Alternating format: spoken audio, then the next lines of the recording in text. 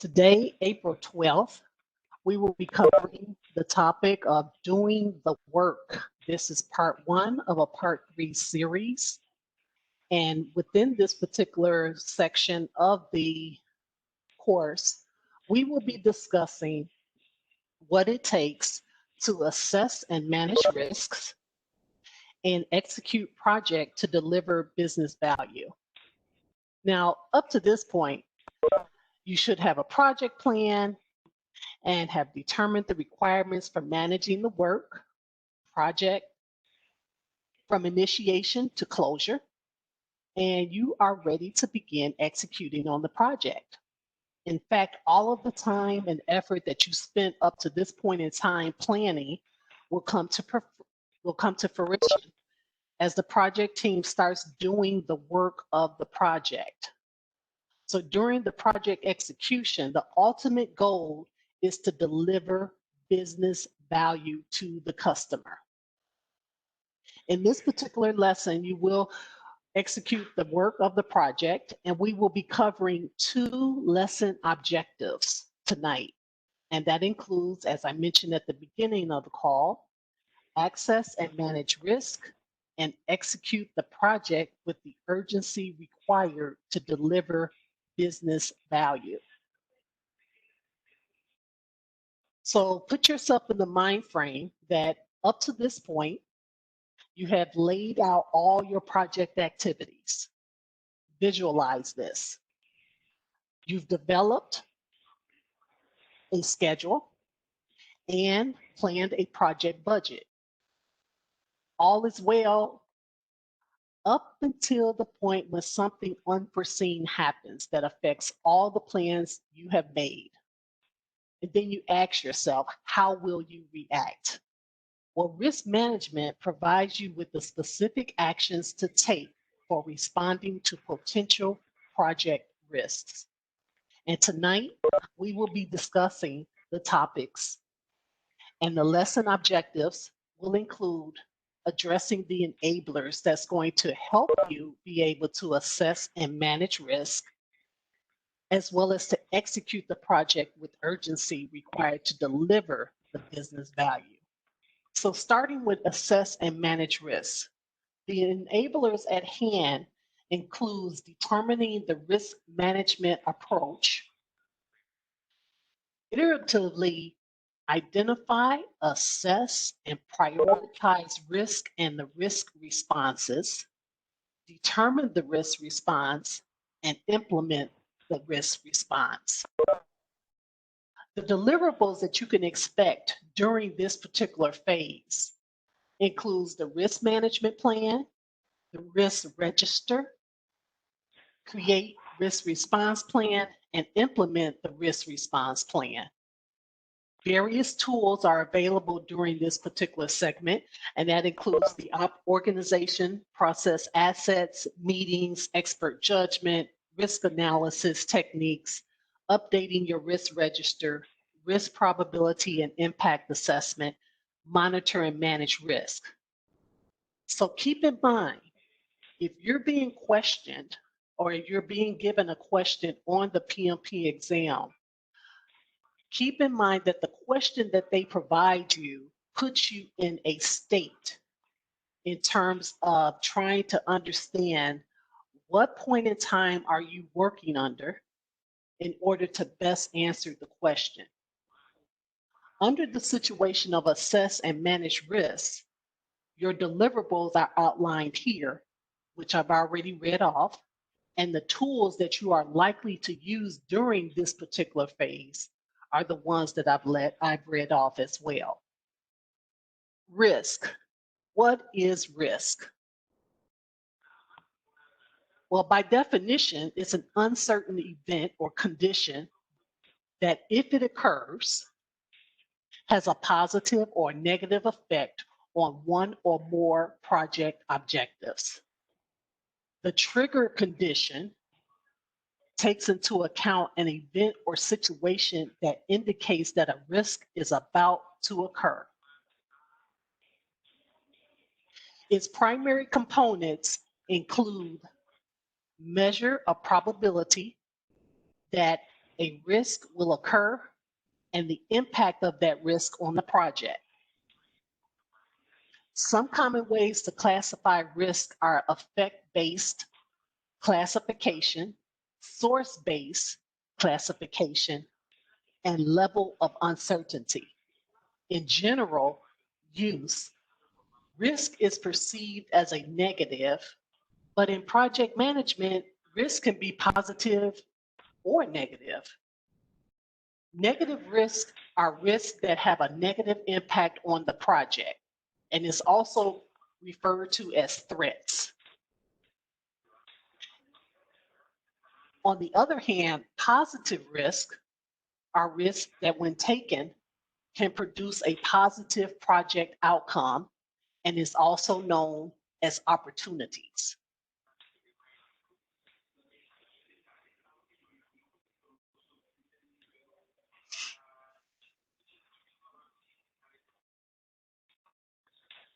When you think about risk management is taking into account a component of the project, the program, or portfolio management plan that describes how risk management activities will be structured and performed. So when you think about your risk management plan that is developed, it's taking into account the risk strategy, which describes the risk management approach to the project, the methodology, which is going to describe and define what specific tools, approaches, and data sources will be used to perform risk management for a project. Roles and responsibility are going to be defined that addresses how it will be led, supported, and risk management team membership for each type of action in the risk management plan. It addresses funding, which includes budgeting information that estimates and identifies risk funds that will need to be included in the cost baseline and how the contingency and management reserves will be estimated. It takes into account timing, whereas it's going to define at what point in time the risk management processes will be performed on the project and determines the guidelines for use of scheduled contingency reserves. Risk categories. Now, these categories can be used to group potential causes of risk. A risk breakdown structure, for example, documents what sources a project risk may come from in a risk identification exercise. The categories could be technical, external, financial, organizational, and project management risk itself.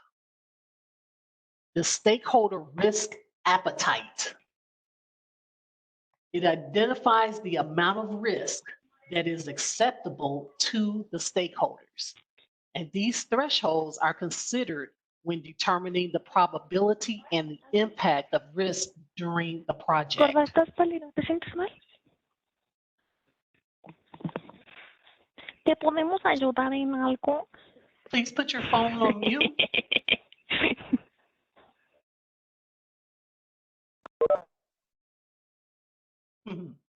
Definition of risk, probability, and impact defines the levels of probability and impact for the project using terms such as very likely to almost certain, with respective numerical values assigned to the terms. So for example, you may say it is very unlikely, which may have a rating of 0.05. Or you may take into account something that is almost certain with a point value of 0.9999. The probability and impact matrix, this actually maps the probability of occurrence for each risk and the impact on the project if that risk occurs. Risks need to be prioritized based on their impact by using a probability and impact matrix. And the organization determines the specific combinations of probability and impact that lead a risk to be rated as high, medium, or low importance. The reporting formats, once again, all of these factors here are being captured within the risk management plan that's being addressed early on in the project before a risk occurs. And you want to be able to define all these components here so that when that risk occurs, and mind you, they will occur unexpectedly, you can have something to go back and reference as opposed to having to scurry and get some sort of ideal as to the next course of action to take. But two more components that it makes up that risk management plan. That includes the reporting formats. That is, you're defining how project risk information will be documented, analyzed, and communicated to the stakeholders. And then your tracking documents. This is helpful to have these documents so that you can literally have something to reference how risk activities will be recorded and how the risk management processes will be audited during the course of a project. So as you get closer in terms of not only defining your risk management plan, there's also going to be factors that you have to take into account as you identify your risk. So when you begin making that determination of identifying risk associated with your project, the different type of methods that you can use to be able to identify those risks could be expert judgment, your data gathering, and with data gathering, you've heard the term already, brainstorming, a checklist analysis. That's good for being able to develop a base on historical information as part of a standardized ways to identify risk. You can do your data gathering through interviews. Another methodology is data analysis. Root cause analysis examines the problem and seeks to determine the underlying reason or the cause of the problem. Another form of data analysis includes assumption and constraint analysis, which explores the validity of the project assumptions within the constraints and identifies the risk from any incompleteness or inaccuracy of these project assumptions. Another famous one is SWOT, strength, weaknesses, opportunity, threats. That type of analysis examines the project from the perspective of strength, weaknesses, opportunities, and threats, and then you document exactly what type of attributes would fall under those categories. Another form of data analysis is pure document analysis, which is more of a structured review of the project plan and the related documents to help identify risks that might apply to your existing project. And these kind of reviews can be performed on project documentation, such as on the project plan, on the assumptions, previous project files, agreements, other information that really kind of makes up what will fall up under those particular analyses associated with the risk of the project. Another type of method is facilitation. During the identify risk process, an expert facilitator might join your group just to keep the team focused on the task and on collecting information about the project risk. Prompt list is another methodology, a predefined list of risk categories that might help a project team as they are gathering and analyzing risk-related data. And of course, your meetings. You can have a workshop. You know, during this process, the teams might hold a special meeting also referred to as a risk workshop, to focus on identifying risk.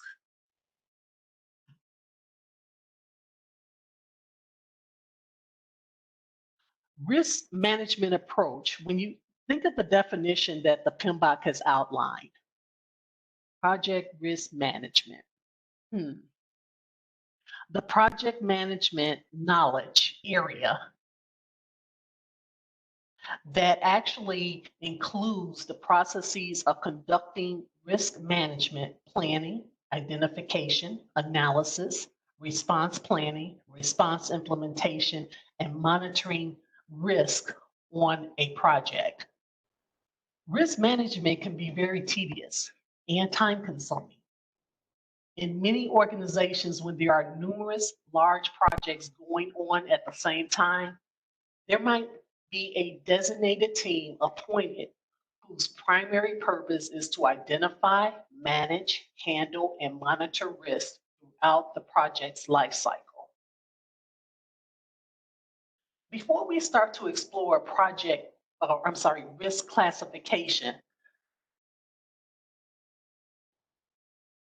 tell me, which process group family are you currently working under? Given right now, we're in the phase of doing the work. We are addressing planned risk management. We're talking about identifying risk. Given that, which process group family are we actually working under? Planning. Planning, absolutely. We are planning. Risk can be identified or classified by two different methods: effect-based or source-based.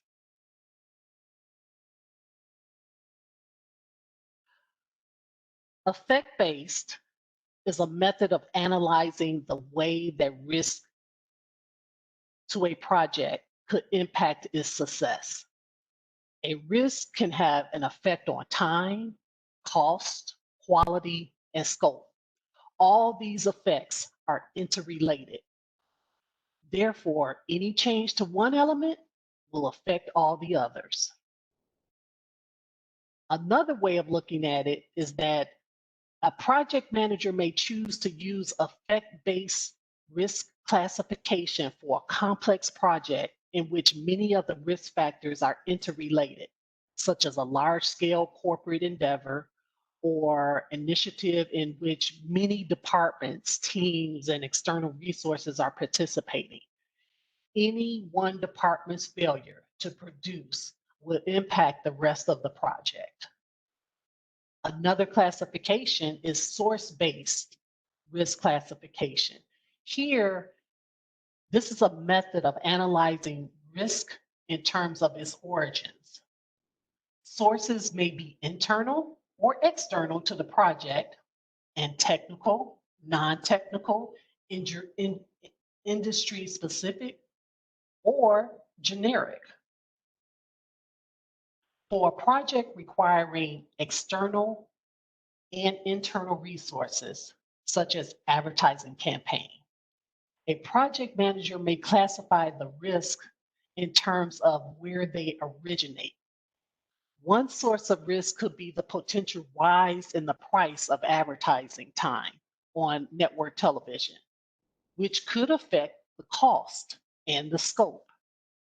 Another source of risk could be the failure of an external agency, advertising agency, to meet its deadlines, which would affect the schedule and the scope.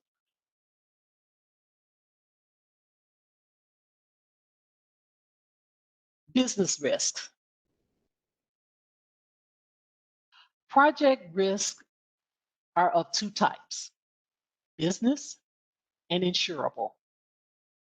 A business risk is one that is inherited in a business endeavor, such as when a company assumes that it will spend money and make money, and that any project undertaken carries with it the potential for success and failure, profit or loss.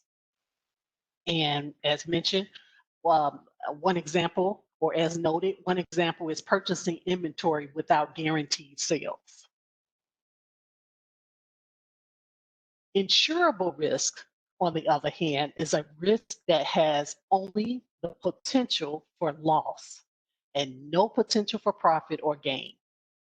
An insurable risk is one for which insurance may be purchased to reduce or offset the possible loss. Example, loss of inventory due to a fire. Project managers need to be aware of some of the common types of business risks. Can anyone give me an example of a business risk?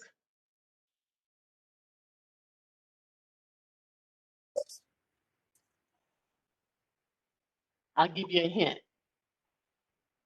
One could be legislative. These are risks such as the risk of new laws or changes in regulations governing your products or goods or services that require your company to spend more to maintain compliance. What other business risks may there be? The book is competitive risk. Absolutely. You can't be in the market of conducting business without being faced with competition. And risk of increased competition in the marketplace and a rival company develops a potential sense of superiority among the entities within that industry. And it's up to that customer to determine who is delivering the better product. So yes, competition is definitely one of a business risk. What other type of risk, business risks, may there be? Change in technology. Say that again. A change in technology. A change in technology, very much so could be, and it will fall under the category of operational. Risks such as the risk of fraud. You know, you introduce new technology in the world in which we live, you also have to take into account the possibility or the threat to security, or the possibility of fraud, or perhaps infringement on our intellectual properties. One last type of business risk. Oh, guys, I know you know this one. I know you know. It's another word for ching-ching, another word for moolah. Yeah. This one hit me the other day. It was a monetary risk. That's, you got it. There you go. I'm buying materials from Etsy, and the guy that I used to buy stuff from, the prices went up already. See, monetary risk. You are so true. Risk of increased prices for raw materials, for skill set, for increased taxes, increased operational costs, losses due to non-payment by customer. Yes, that is a form of a business risk, without question. Now, let's talk a little bit about risk-related terms. You're going to hear this quite a bit, and I do want, well, you may not hear it quite a bit, but I'm almost confident that you'll probably get a question on this as it relates to the types of risk. You have your risk tolerance, your risk appetite, and the risk threshold. Okay. Risk tolerance refers to the maximum amount of risk and the potential impact of that risk occurring that a project manager or the key stakeholder is willing to accept. Risk appetite, on the other hand, is the degree of uncertainty. The degree of uncertainty an organization or individual is willing to accept in anticipation of an award. In a literal sense, think of appetite as how hungry a person or group is for risk. How hungry is your key stakeholder in accepting risk. Risk appetite exists along a spectrum, ranging from avoiding risk altogether and uncertainty to choosing options that offer the higher rewards, but that come with an inherently more risk. Appetite and tolerance, they may sound similar, but they are not the same. Appetite refers to the amount and the type of risk, whereas tolerance refers to the maximum risk an organization or stakeholder or project manager is willing to take. Risk threshold is the level of risk exposure above which risks are addressed and below which risks may be accepted. So the risks below the threshold are by definition of no concern. I got the impression that there was a question out there. Yeah, can under risk appetite, Yes. it states appetite refers to the amount and type of risk, whereas tolerance refers to the maximum risk an organization is willing to take.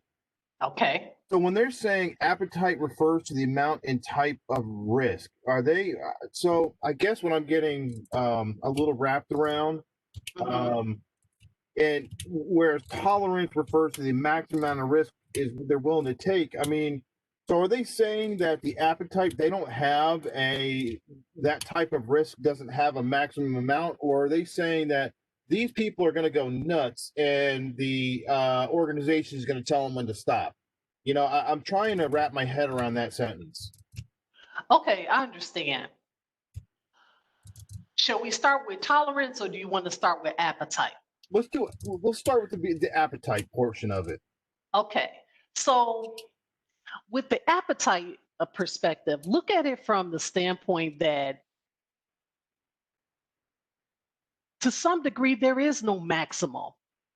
There is no maximum amount of risk. You look at it from the standpoint that if I'm going to get an extraordinary amount of reward, whatever that reward may be, I am willing to put as much risk towards getting that award as needed. And if I fail, it's okay. I'm willing to bounce back from it. I'm gonna take that risk. I have no idea I'm going to get the reward, but I'm anticipating that that reward is coming. And I know that I'm going to get X amount of dollars in return. So for example, I am willing to invest 100K in a lot of land for which nobody resides on it today. There is no surrounding community. There is no infrastructure for transportation in the area. But I anticipate that in a matter of 10 years, that land, if I were to purchase it, is going to become a lucrative prospect for me because I already have information that tells me that there are plans to build more homes in the area. There are plans to be able to build more roads and schools in that area.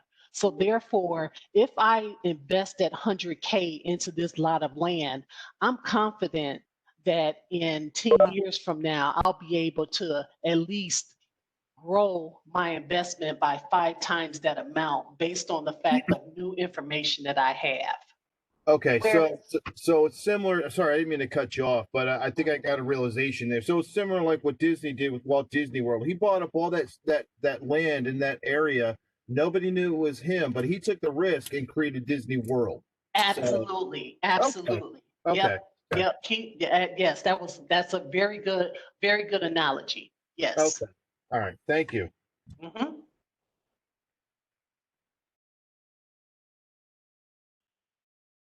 Okay.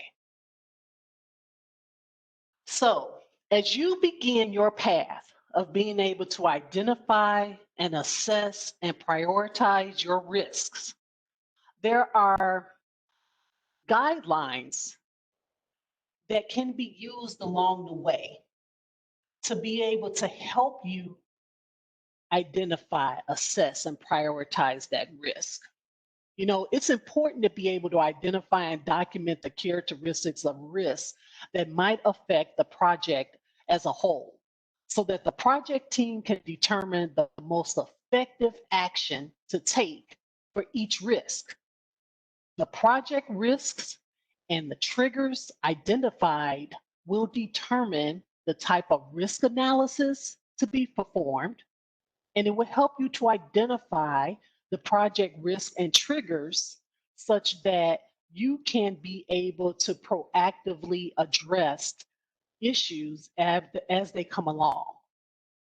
But to do that, you take into account, first perform a structured review of your appropriate documentation, okay, from other planning processes with the key project stakeholders, so that you can ensure, and everyone on the team can ensure, that they have an understanding. And then these documents become valuable sources for risk identification that, and these documents would include things such as the project charter, the work breakdown structure, the product description, the schedule and cost estimates, the list of constraints and assumptions. These are examples of information or documentation, if you will, that you can use in order to be able to understand the nature of the project and also be able to quickly identify risk associated with the project, so that as risks come along and you're working various aspects of your project, and if you are very familiar with your project charter, you know what your mission is, and then all of a sudden a certain twist in the project comes along, and you realize that, wait a minute, if I were to perform this action, this is actually going to go against the project charter. And you know that because of the documentation that you have on hand that describes what's included or what's captured as part of that project charter. Another factor to take into account is using one or more risk identification technique to identify risks and their possible triggers. These techniques may include information gathering, like brainstorming, interviewing, the SWOT analysis, risk identification checklist, that is, make every effort to itemize all types of possible risks to the project on a checklist. Another type would be assumption analysis. Once again, you're taking into account not only understanding what you know based on what's already been documented, but taking into account techniques for whatever's not documented. You can use various techniques to help you identify those risks. Be consistent. Whatever method you adopt, apply it systematically across your project. Before the project begins, identify the risk in every project segment and work package.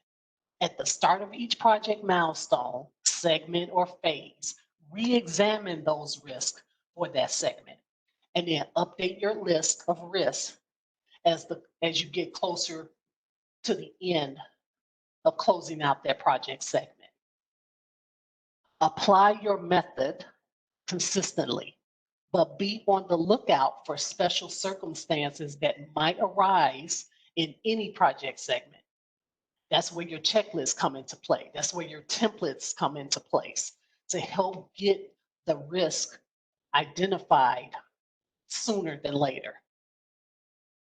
As the project progresses, circumstances change. You know that.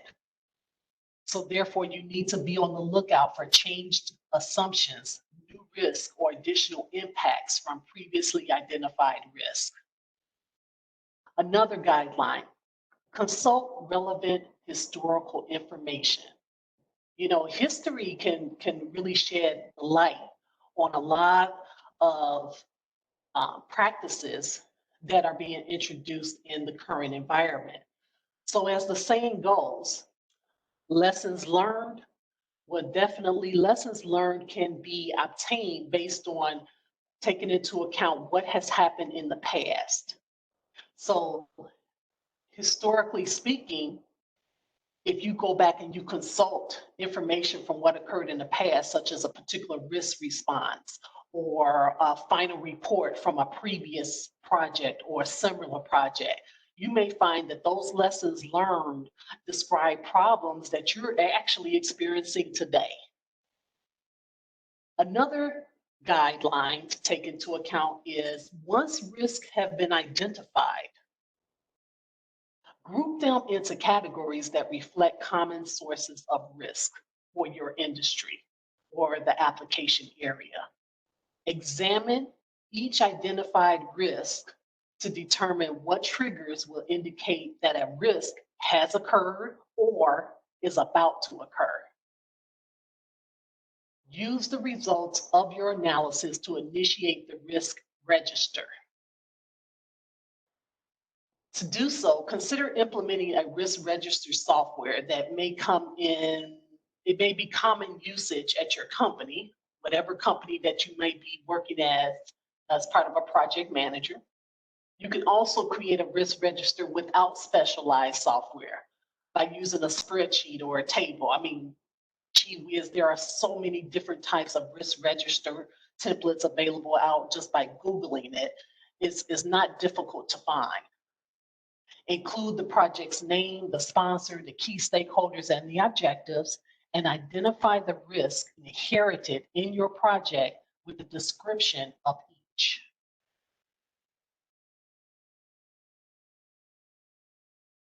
Now we're going to look into qualitative risk analysis.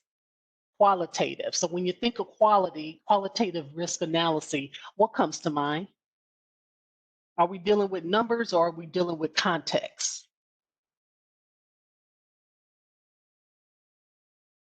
With context. That's right. Qualitative risk analysis is a technique used to determine the probability of occurrence and the impact of each identified risk. So to determine the risk exposure to the project of a particular risk, you may multiply its probability of happening and the impact. So to get an overall risk figure for the entire project, you can either sum the risk figures for each risk, okay? Let's say that you have 10 risks that you've identified. And for each risk item, you may give it a rating of 1 to 5, 1 being worst, 5 being the best. And for each risk, you may give it a value, whatever value that may be. So for that risk A, B, C, D, you may say, okay, this is a risk 2, or this is a risk 3, or this might be a risk 5. This is how you can more or less evaluate the probability of that risk occurring. Or you can take the sum of those figures and then divide it by the total number of risks. But the qualitative risk analysis process ultimately provides the list of prioritized risks for further action.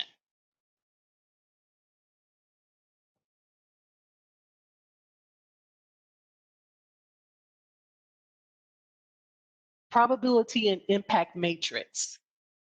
It's a grid for mapping the probability of occurrence of each risk and its impact on project objectives. And then you have here just an example. I'm gonna blow this up just a tad bit. And you see how this particular probability and impact matrix can be used in order to determine if whether or not a particular task at hand might be considered more of a threat versus an opportunity. It's simply a grid for mapping the probability of an occurrence of each risk and its impact on the project objectives if that risk were to occur.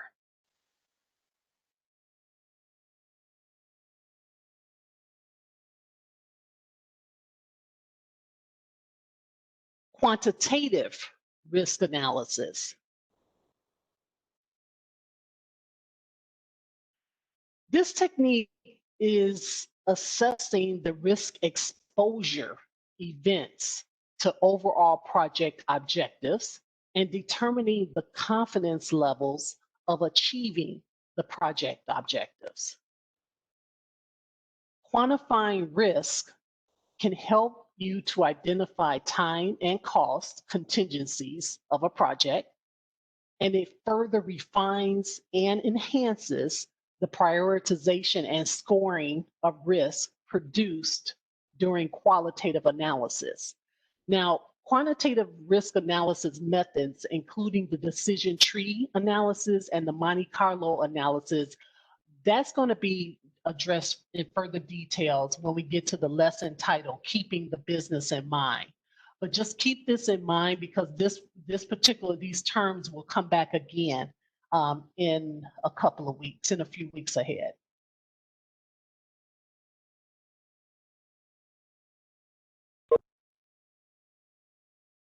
Risk responses.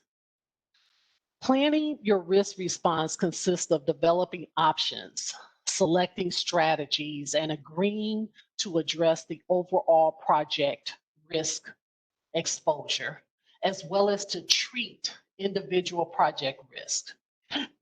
Now, these responses are included as part of the risk response plan, which is something that would have already been developed by the project manager.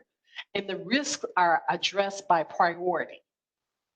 And resources and activities can be added to the budget, the schedule, and the project management plan in order to support the risk.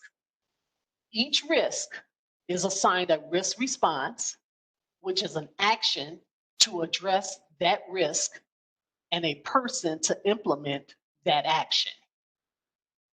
Implementing the risk response plan consists of choosing a risk response for each risk. A fallback plan can also be developed in case the primary strategy is not effective. Secondary risk should also be reviewed. These are risks that could occur as a result of implementing a risk response. So when we start talking about, I'm just going to go off track a little bit, but remember when I asked earlier, what process group or process family were you working under in the conditions for which you plan risk management and identifying risk? And someone indicated planning.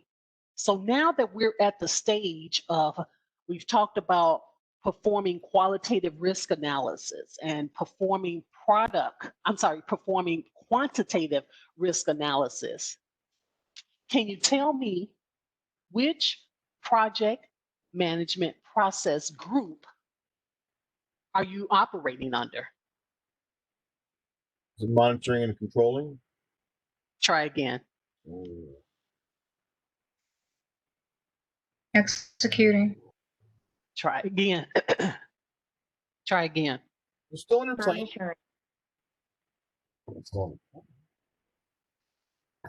Planning. Planning. Absolutely. You're still in planning mode.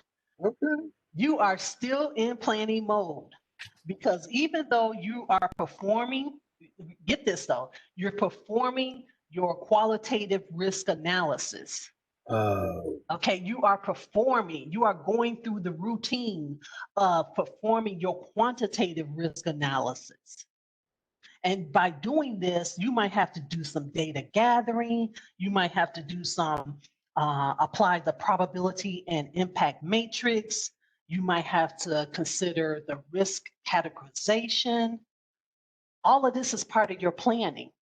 You are literally in a planning mode because while you are operating under the knowledge area of project risk management, remember what you're doing is anticipating. You don't know when Murphy's Law is going to go into effect, but when it does, at least you know you can fall back on your risk management plan because your risk management plan has already gone through the due diligence of the what if scenarios. Okay, so let's take it here. Let's talk about negative risk strategies. There are 5 strategies for managing negative risk or threats. And these strategies are selected based on the risk probability and impact on the project. Critical risks with high impact should be avoided or mitigated, whereas less critical risk can be transferred or accepted. You may also outsource critical risk and avoid less critical risk without having to accept them. And so these strategies are captured here. You can escalate, avoid, transfer, mitigate, or accept from a negative risk strategy perspective.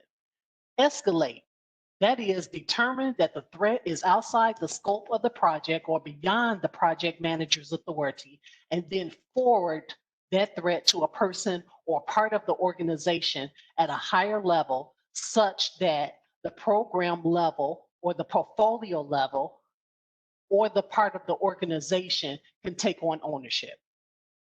So to consider the threat escalated, that means the new person or the party must accept ownership of it. The escalated threat is documented in the risk register, but the project team no longer monitors it. That's what escalating is about when you look at it from a negative risk strategy perspective. Avoiding changing the project management plan to remove the risk entirely by extending the schedule or changing the strategy or increasing the funding or reducing the scope. That's what you do to avoid that risk. And some risk can be avoided entirely by clarifying the requirements, by obtaining more information, improving the communication, or acquiring expertise in the area where the risk exists. Transfer.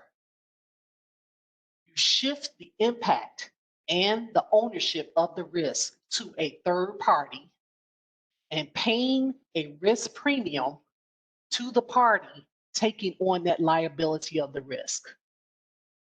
This can be done with insurance, performance bonds, warranties, guarantees, contracts, or agreements, and so on. An example of when you may want to transfer risk is in the case of having little internal experience performing a particular type of work on a project. In this case, you may want to outsource that work to a vendor that is more capable of performing it. Mitigate. Taking action to reduce the probability of occurrence on the impact of a risk. Adopting less complex processes, increasing the duration of an activity, conducting more testing, choosing a more stable supplier are all examples of mitigating a risk. And acceptance, acknowledging that the risk is there, not taking any action until the risk occurs. You know it's going to happen, so you'll deal with it when it comes. Acceptance can be either a passive or an active strategy. An example of a passive acceptance would be simply acknowledging and documenting the risk. Then the risk management team can periodically review the threat and determine what, if any, action to take with the risk as they occur.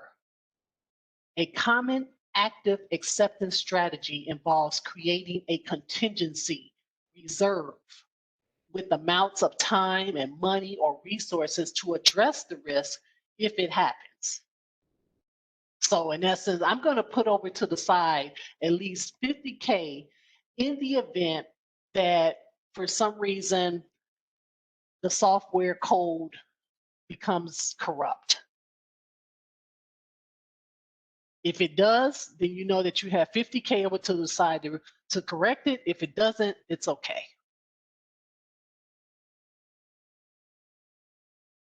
That or those particular responses, those categories, are examples of negative risk strategy. Now, positive risk strategy, on the other hand, now you notice that you might be using the same term, escalate and accept, but in between you have options exploit, enhance, and share. But even though escalate and accept are the same in terms of the verbiage or the word itself, the meaning behind it is different. So when you take into account positive risk strategies and you go the path of escalating, you're forwarding opportunities that are beyond the scope of your project.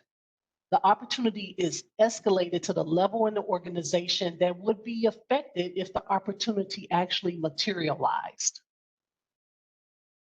Exploit. Here, you're attempting to make sure that the opportunity happens.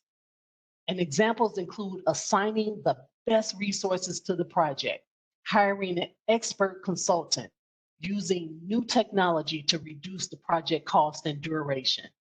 You are making every effort to make sure that that opportunity happens. Enhance.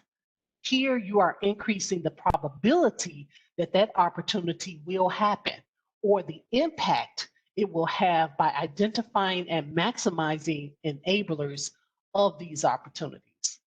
An example is to add more resources to an activity so that it can be finished earlier.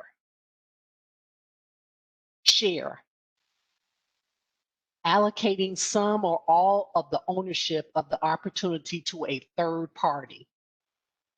Examples include risk-sharing partnerships, teams, special purpose companies, or joint ventures.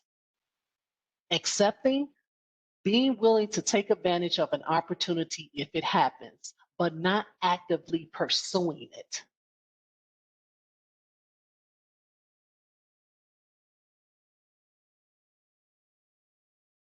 As you can tell, and I'm sure at this point in time, you recognize that there are a lot of different terms and a lot of different definitions that you are expected to know. And I'm not going to sugarcoat it. You do need to know it because you might find yourself being approached with a question on the PMP exam that may say, they might give you an example of, let's say, in the condition, in the instance for which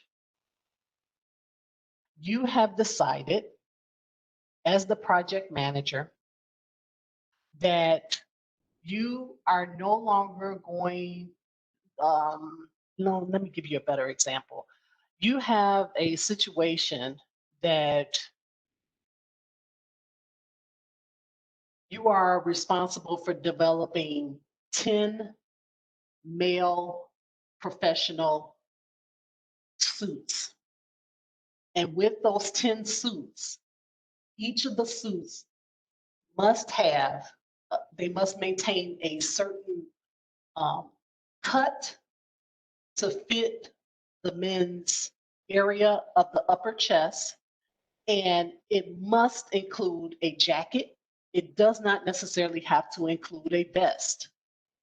So you are going to actually be responsible for designing these suits. And in the process of designing the suits, you are required to use materials that are of the highest quality. And your budget only allows for you to spend no more than $20,000. You decide that you're going to go with a particular manufacturer who's able to provide you all the materials that you want. However, because of the fact that you are limited to your spending, you're only going to select 3 different types of material. However, The manufacturer, because of the fact that you have been such a great project manager with an absolute wonderful personality, that manufacturer is not only going to give you 3 different types of materials to choose from, they're going to give you 10 different types to choose from, but you can only select 5 at the same price. Accepting now the materials at hand, you are very familiar with the 3 that you selected, but the additional 2 you're not so much familiar with, but you know it's of a good quality. And then you go ahead and accept the 2 additional materials, the 2 different types of material. You accept this, but do you accept it as part of a negative strategy, a negative risk strategy, or is it part of a positive risk strategy? In this case, it's a positive risk strategy. I say it's a positive risk strategy because you were willing to take the advantage of the opportunity of getting 2 additional types of material. You didn't have to overspend, and it just came to you as a willingness by the manufacturer to continue to do business with you. You didn't overspend. You were able to get the same amount, able to get the base material that you needed, which was the 3 different types of material, plus 2 additional types of material. So it was a win-win for you as well as for the manufacturer. On the exam, you will be asked, is part of this acceptance, is it a positive risk strategy or is it a negative risk strategy? So going back to my concept of what I raised earlier, yes, there are a lot of definitions here, but you think of it from the standpoint of really kind of understanding the meaning behind the terms and recognize that there are certain stances that you may fall under that will require you to put on your thinking cap to either be in, are you operating in a risk mode or are you operating in a cost estimate mode? Are you operating under the mode for which you are trying to identify the scope, or are you operating under the mindset that you are trying to develop a risk management plan?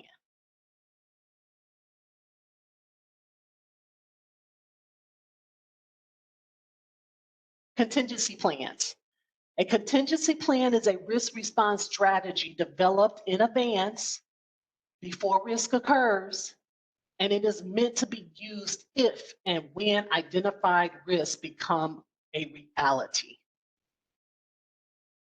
An effective contingency plan allows a project manager to react quickly and appropriately to the risk event, mitigating its negative impact or increasing its potential benefits. A contingency plan may include a fallback plan for risk with high impact, and the fallback plan is implemented if the initial contingency plan is ineffective in reporting. So, in essence, guidelines to determine and implement risk responses: examine each identified risk to determine its causes and how it may affect project objectives. Brainstorm if you need to. Write down every ideal mention, regardless of the feasibility. Identify which project stakeholders can be assigned responsibility of such a risk. Choose the response strategy that is most likely to be effective for each identified risk. Ensure that chosen risk response strategies are enough to bring the risk below the organization's threshold. Is it appropriate to the severity of the risk? Is it cost effective, timely enough to be successful, realistic within the context of the project? If you are unable to bring a risk rating below the organization's risk threshold, then ask your sponsor for help. Develop specific actions for implementing the chosen strategy. Identify backup strategies for risk with high risk factor scores. Determine the amount of contingency reserves necessary to deal with identified risk. Consult the risk management plan for the description of the content and the format of the risk response plan.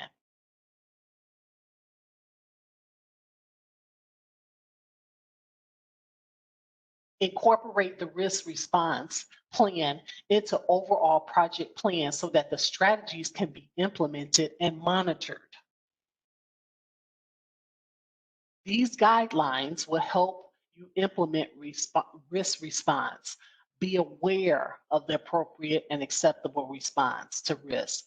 When possible, take preventive actions before risks are realized. Review the risk plan to verify the agreed upon responses. Refer to your lessons learned repository. Use influencing skills to convince the risk owners to take the necessary actions. Okay, so, the night would not be right without ending this particular segment with some sort of activity.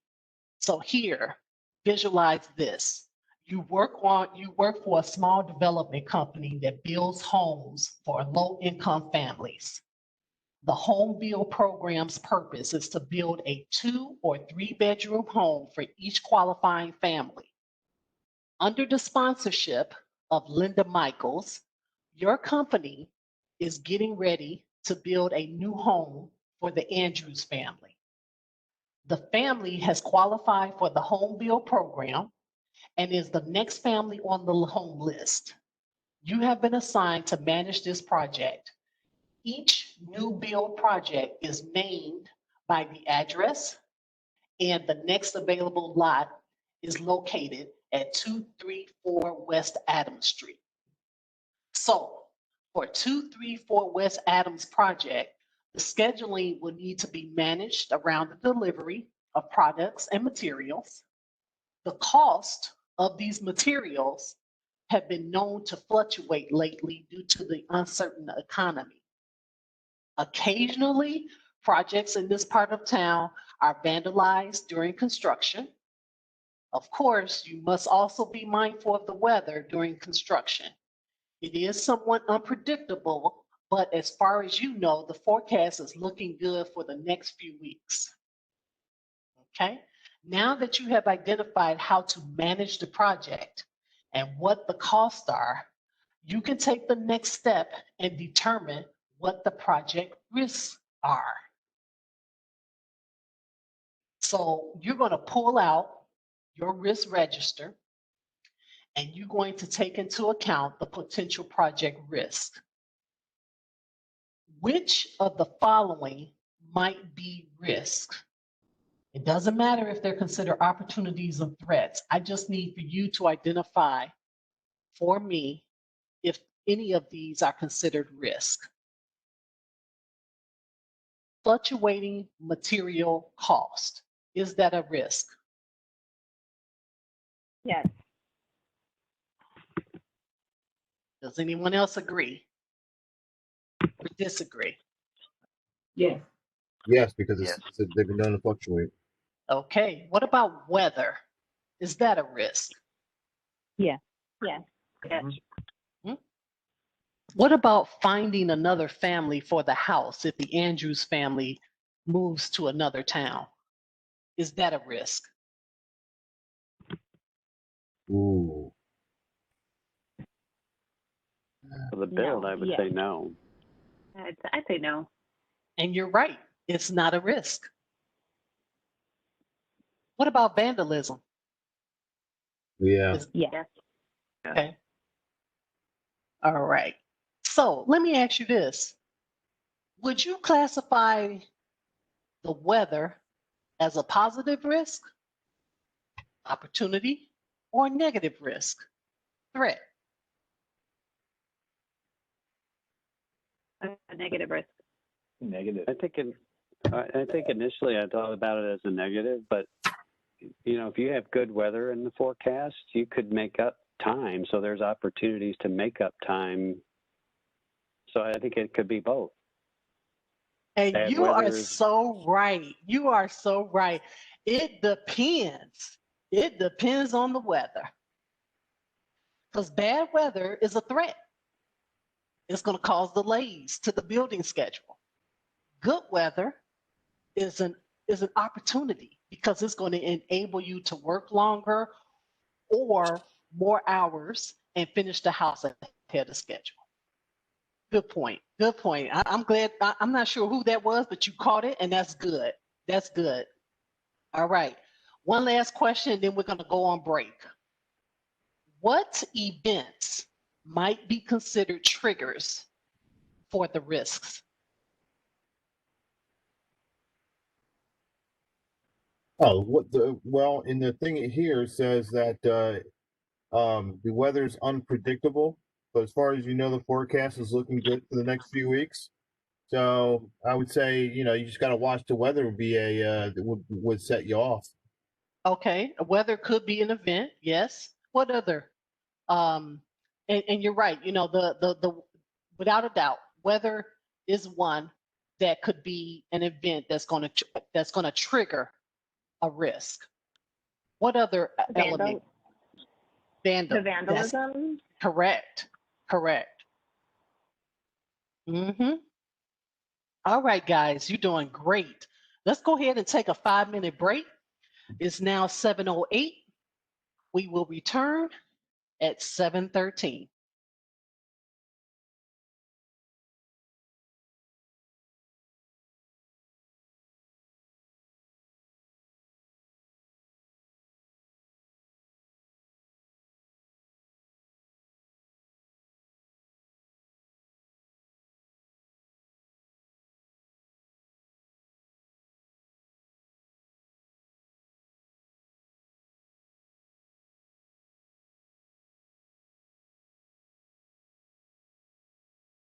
All right, now we're moving on to topic B, which is execute project to deliver business value.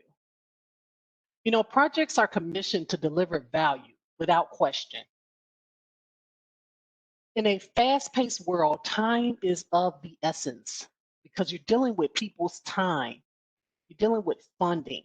You're dealing with the commitments that you are employed to deliver to the client. So time is of the essence. Organizations and customers want to see and consume the value sooner rather than later.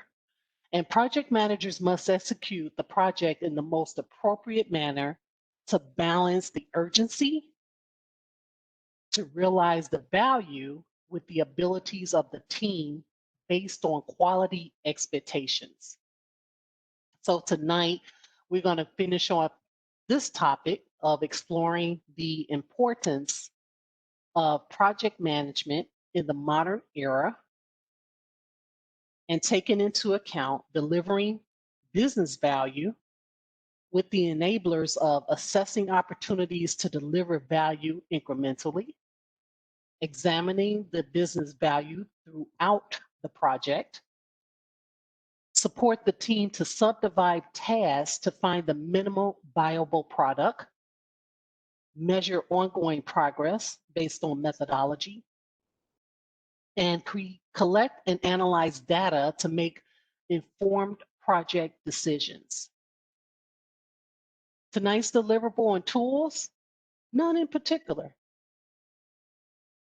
Our focus on is creating a culture of urgency, appreciating the urgency to accomplish goals in projects is best achieved when the sense of urgency is ingrained in the project environment and its culture.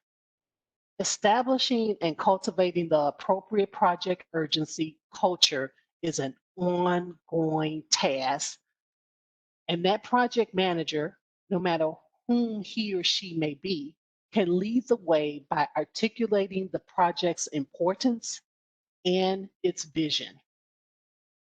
Everyone involved can commit to and be accountable for striving towards that vision. Bringing in the voice of the customer, such as during backlog refinement sessions with product owners and requirement collection meetings, can express the desires and personalize the value. The project team can promote the culture in their daily actions, their responsiveness, and their attentiveness. Let's examine the business value. Projects produce business value. Exactly what is of value to the business and to which extent requires examination, evaluation, and confirmation. Throughout a project, this can be performed in a variety of means. And that business value can be financial, it can be improvements based on new customers, the first to market, social, technologically. All of these play a key role in defining what is a business value. The product roadmap outlines for us a high-level visual summary of the product or products of the project. The roadmap can vary in appearance and presentation, and the objective is to display the strategy and the direction of the product being built and the value to be delivered over time. Roadmaps are progressively elaborated over time as more information is known, work is being completed or not completed, and the vision is refined.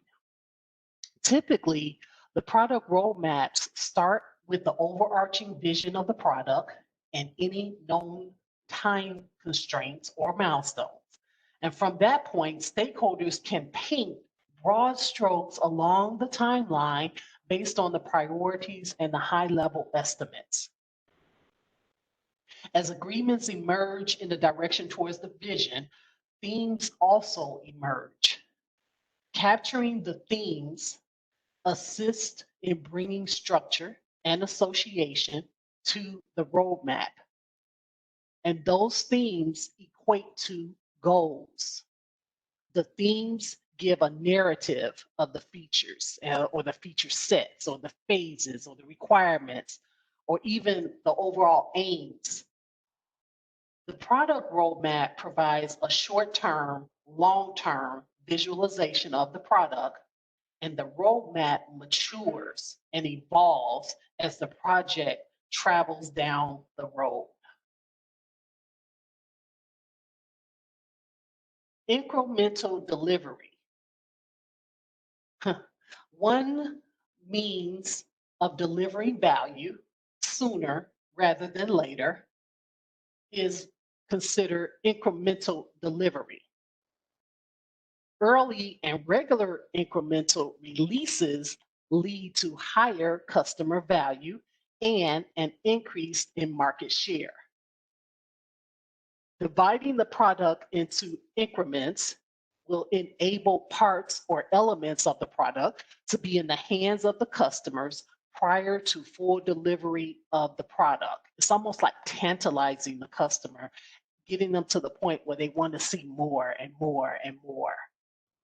Delivering the product incrementally allows users and the business to not only consume the targeted value, even if it's only partially delivered, but it also provides feedback to the project team. And that feedback is what becomes helpful in order to allow the project to enable the team members to adjust their direction or their priorities or even the quality of the product itself.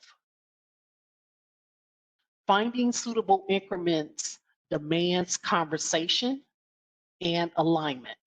And furthermore, iterative and incremental delivery reduces the effort spent on non-essential features by focusing on high priority items at a given point in time.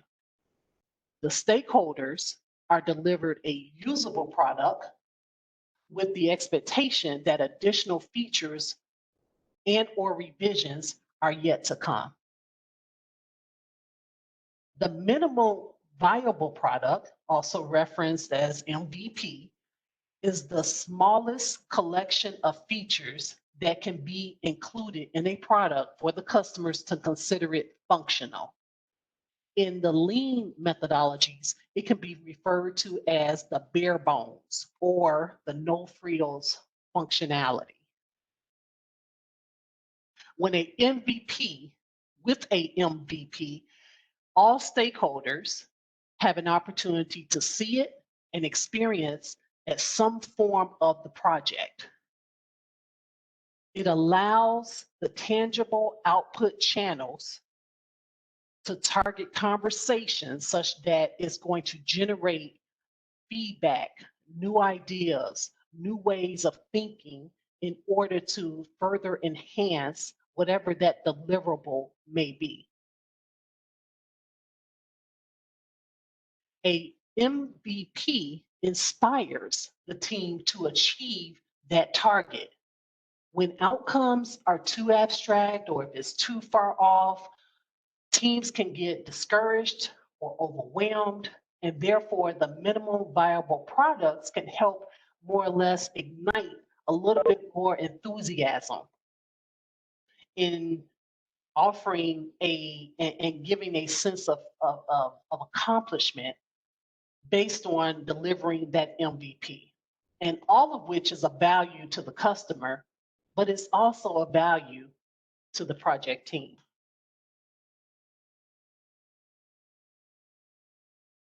The minimal business increment. Some projects are improving or revising products that are live and in use. And as such, an MVP with minimal features and functionality may be disruptive to the users and businesses, especially when a basic preliminary product to gauge interest is not necessary. So utilizing the concept of a minimal business increment is more viable. And it works best when the product and the functions are understood, and an incremental increase of value can be pinpointed, and the delivery of some of that value benefits the business. So targeting MBIs enables the project team to deliver bits of value sooner to those who can benefit from its development. And it helps your team validate whether or not the team has captured the improvement. Are they on the right track? And when everyone can give feedback on that improvement, then the team can incrementally build on that success or pivot as needed. Another term to be familiar with, cycles and time boxes. Well, based on the product roadmap, project teams can set up release cycles, working time blocks, and establishing these set of time boxes, typically in the form of weeks or days for urgency's sake, keeps the team focused and driven to fulfill expectations within that self-imposed time constraint. Time boxes allow for better telemetry over time, and cycling the project through similar time boxes provides progress measurements from one time box to the next and over many time boxes. Over time and repeated cycles, the team begins to gain more predictable measurements that can communicate expectations of cycle times, throughput, and velocity. So, guidelines to measuring ongoing progress. Well, let's take this into account. You want to define the value and define it from the perspective of the customer or the users or the business. Determine the value expectations and set the targets and baselines based on those expectations. Determine your metrics that's going to be able to communicate to you or to your stakeholders the progress towards those values expectations. Select one or more means of collecting metric data. You never want to put all eggs in one basket. So you want to be able to collect by more than one means, such that it doesn't become too cumbersome or too time consuming for the project team. Collect data at a regular interval, present the data of the progress, and compare the progress with the baselines and the expectation. And from that point, you will be able to see if improvement on success are either on point or they're not on point in meeting expectations. And it gives you a window of opportunity to take corrective actions. So now we move on to an exercise. This is a pretty brief area, but I thought it was really great in terms of how they define the different types of categories associated with delivering with a sense of urgency to deliver value. Here's the scenario.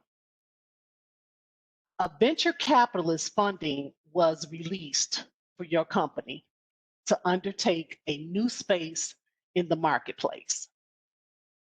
The phone and the tablet app is the primary means for users to use the new products and services to be launched with this funding. The marketplace has other emerging competitors, but no one is a clear dominant player. Your company thinks it has a good chance to be that player, and therefore they have entrusted you to lead the phone app project. There are so many features and functions that must be designed, developed, and deployed. The assembled project team is overwhelmed and they're unsure where to even begin. How would a preliminary examination of the business value of some of the features and functions assist the team at this early stage? And there's no single answer for this question. I just want to kind of get a sense of your line of thought as it relates to executing a project with a sense of urgency.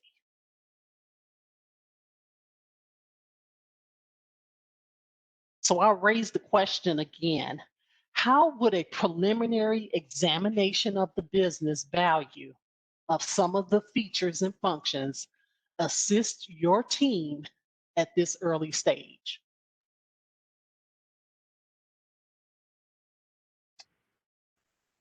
What value can that bring you?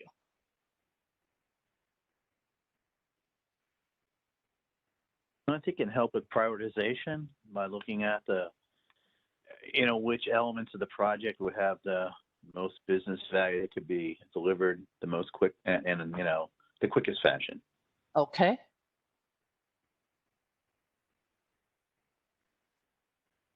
Anyone else want to add to that? If you receive this project, would it make sense to you to try to identify the objectives?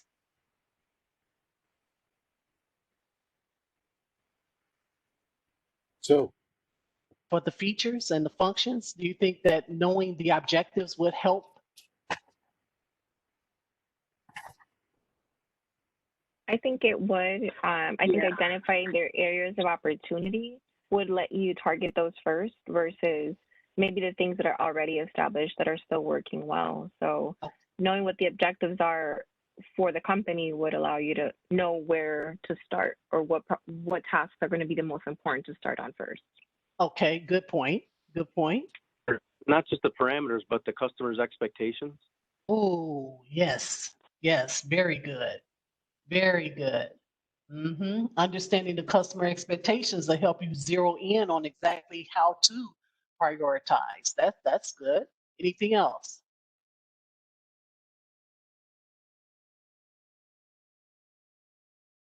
Is it possible that it can help the team to appreciate, or better yet, focus in on certain outcomes expected by their work, so that they won't get too wrapped up in the technical aspects of the job?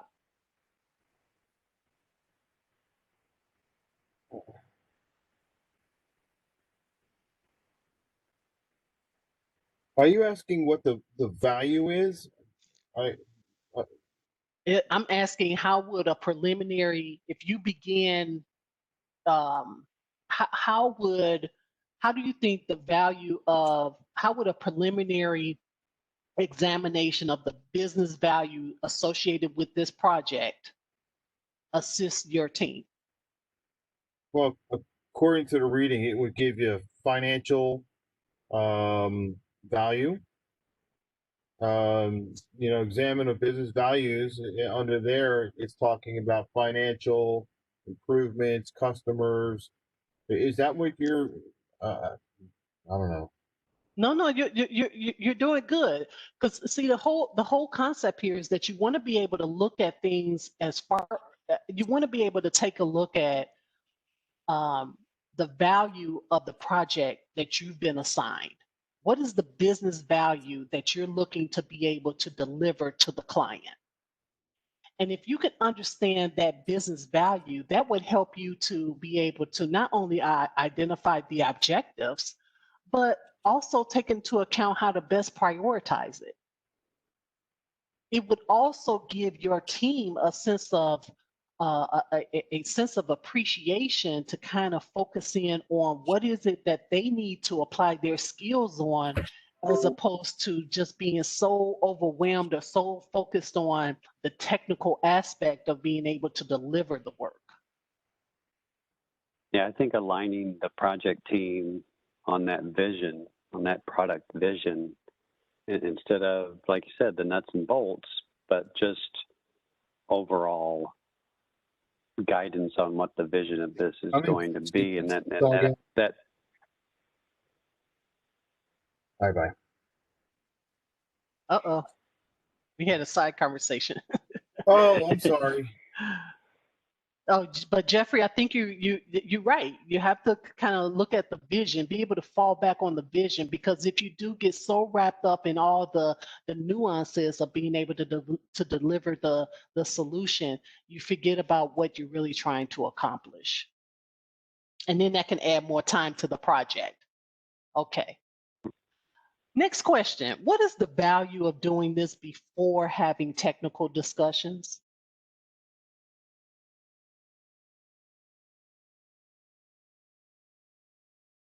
Hi, Terry, this is Rich. I think you can look at things like weather-related delays, equipment or material delays. You can look at the other aspects of it besides just what you're actually going to be doing. Mm-hmm.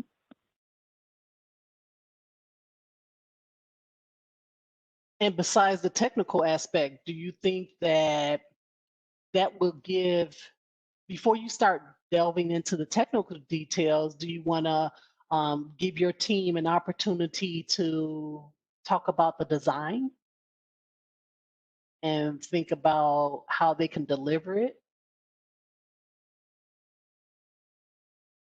Yes. Look at it like this. One of the advantages of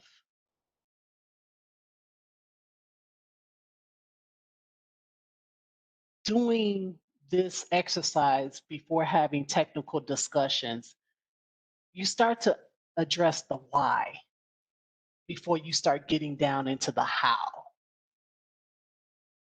So if you can understand the why, that may help the team be able to better organize their thought process as it relates to how they're going to be able to deliver that value if they can understand the why behind that. Okay, one last question, good people. All right, and I'm going to call out a couple of folks that I haven't heard from. As the project team gains better understanding of the value their product might deliver, they are excited to make the product a reality. Due to the volume of features and the work required, the project team decides to deliver incrementally. Can you advise me of whether or not this is a benefit to this strategy? 1, creating a sense of urgency to deliver part of a solution. Is that a benefit to this strategy? Yes or no? Alexis.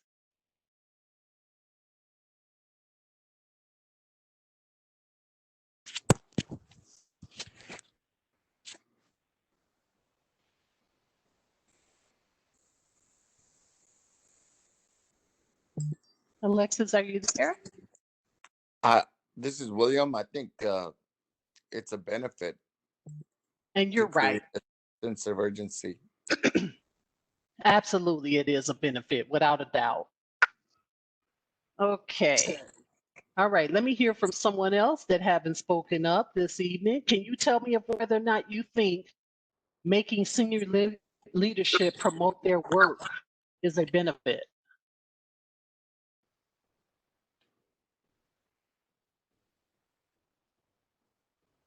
David Ortiz.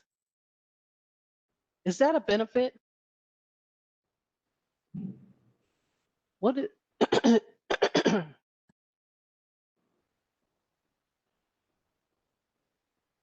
is making senior leadership promote their work a benefit? Is it a benefit to the I would strategy? think so because senior leaderships people are supposed to be looking up to senior leadership for some type of guidance. So they're the ones that are supposed to be, I guess, um, uh, implementing it. Maybe. Okay, let's think about this. The Terry, would they be strategy, setting expectations too? I'm Wouldn't senior sorry, leader- I'm sorry, this is Rich. Wouldn't senior leadership be setting the expectations as well? Yes. They could, but I want you to take into account how the question is being raised. Think about how the question is formed. Due to the volume of features and the work required, the project team decides to deliver incrementally. That's the strategy, delivering incrementally. Is making this benefit, is this a benefit to that strategy? It makes senior leadership promote their work.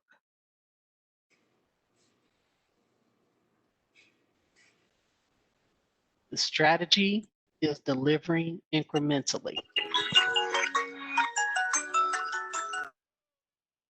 I'm going to play devil's advocate. This is Megan Colby, and okay. I'm going to say it's not a benefit, and I might be completely wrong here, but in the case of incremental delivery, if senior leadership is supposed to go through and at a high level say the team is delivering X features for whatever business reason, they're thinking about it from a very high level, 50,000 foot view. If you deliver a ton of features incrementally, wouldn't that muddle what senior leadership or confuse senior leadership and the overall message of what the project is supposed to do from a customer's perspective? If that makes sense. It does make sense. And to answer your question is that this strategy, because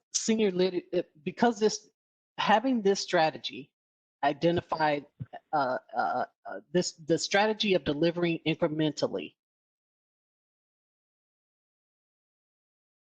and associating senior management or senior leadership as a benefit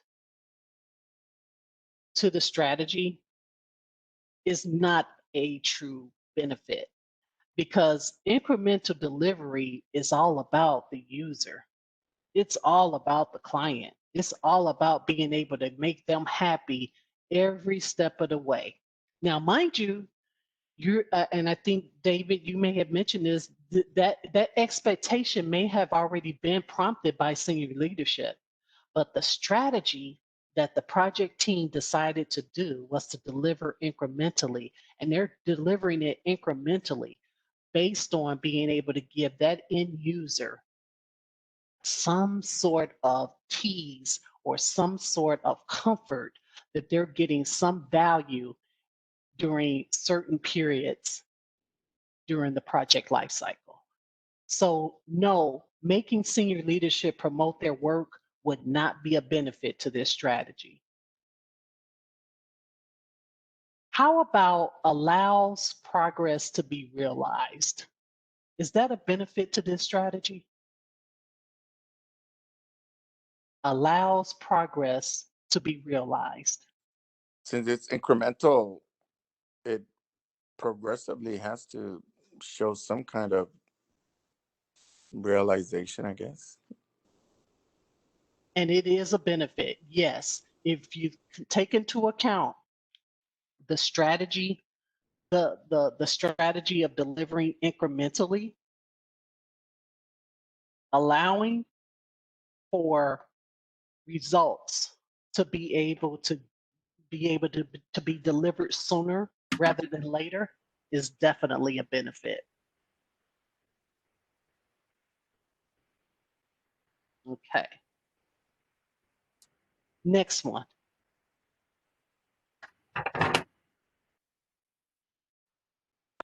Is this a benefit to the strategy? It allows the team to discard or ignore the challenging work. Is that a benefit? No. No. No, no. Mm-mm. How about enabling the end users to provide feedback? Is that a benefit to this strategy? I would think so. Yes. Yes. And you are correct. That is definitely a benefit. It enables the end users to provide you feedback because remember, during that incremental cycle, that feedback not only is it rewarding to the project team, but it allows them to see either they have met the successes of meeting the expectation of the client, or they might need to pivot in order to make this client a happier client. Okay, good people, we have wrapped up for tonight. I want to first take a moment to answer any additional questions that you may have.